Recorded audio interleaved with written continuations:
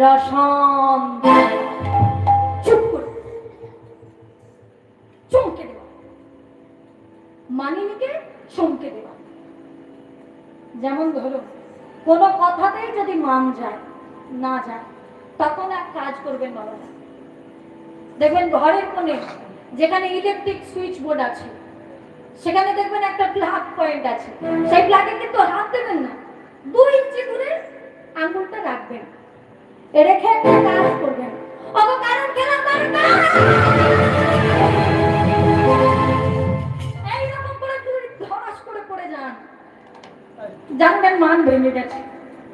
কিন্তু তখন গরম দুধ নিয়ে এসে আপনাকে বাঁচানোর চেষ্টা করতে, মান করবো, বেঁচে থাকলে তবে তো মান করবো। এইটা হলো 7 নম্বর পদ্ধতি, রসান্ত চমকে, মানিনীকে চমকে দেওয়া।